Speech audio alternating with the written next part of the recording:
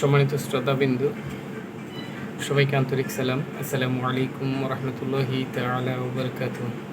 সবাই কেমন আছেন? আশা করি সবাই ভালো আছেন। আজকে একটা ছোট্ট আমল নিয়ে আসলাম, যে আমল করলে মিজানের পাল্লা অনেক গুণ বেড়ে যাবে কাল হাসরের ময়দানে।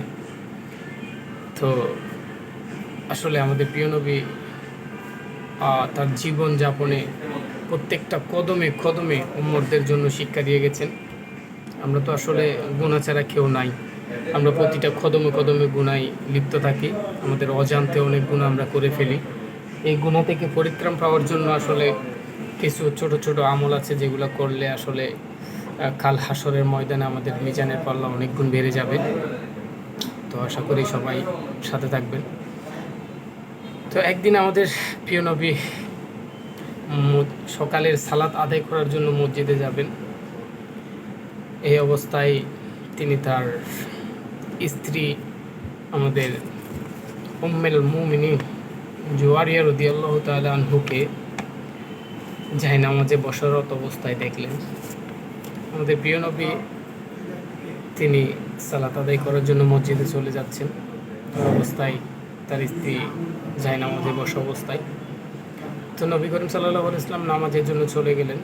চলে যাওয়ার পরে নামাজ আদায় করলেন এবং তাসবিহ তাহলিল করলেন, আর যা যা আমল করা দরকার সব করলেন। করে দীর্ঘ সময় পার করে নবী আবার বাসায় আসলেন। বাসায় এসে দেখেন তার স্ত্রী ওই যে জায়নামাজে রেখে গেছিলেন তিনি যাওয়ার সময়, ওই জায়নামাজে বসে আছেন।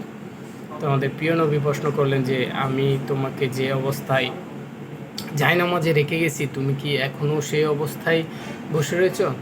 তো আমাদের উম্মুল মুমিনিন জুয়ারিয়া রাদিয়াল্লাহু তাআলা আনহু আমার নবীকে বললেন, হ্যাঁ, আমি ওই অবস্থায় এই জায়নামাজে বসে আছি। তো আমাদের প্রিয় নবী একটা দোয়া শিখিয়ে দিলেন। তখন বলতেছিলেন যে, তুমি যে এই দীর্ঘ সময় তুমি এইখানে বসে আছো, আমি নামাজে যাওয়ার সময় শুধুমাত্র একটা দোয়া 3 বার পাঠ করার কারণে কাল হাসরের ময়দানে এই যে তুমি এতগুলো ইবাদত করছো, এই ইবাদতের তুলনায় আমার এই তিনবার এই দোয়াটি পাঠ করার কারণে আমার আমলনামা অনেক গুণ বেড়ে যাবে, অনেক গুণ বৃদ্ধি পাবে। তো তখন তার স্ত্রী বললেন যে, হ্যাঁ, আমি ওই দোয়াটা শিখতে চাই। তখন আমার নবী ওই দোয়াটা ওনাকে বলে দিলেন। দোয়াটা হলো, সুবহানাল্লাহি ওয়া বিহামদি আদাদা খালকি ওয়া রিদা নাফসি ওয়া জিনাত আরশি ওয়া মিদাদ কালিমাতি। আমি আবার বলতেছি, সুবহানাল্লাহি ওয়া বিহামদি আদাদা খালকি ওয়া রিদা নাফসি ওয়া জিনাত আরশি ওয়া মিদাদা কালিমাতি। এই ছোট্ট আমলটা আমরা করতে পারি। দোয়াটা আসলে লিখে নিলে আমরা প্রতিদিন 3 বার করে এই দোয়াটা পাঠ করব।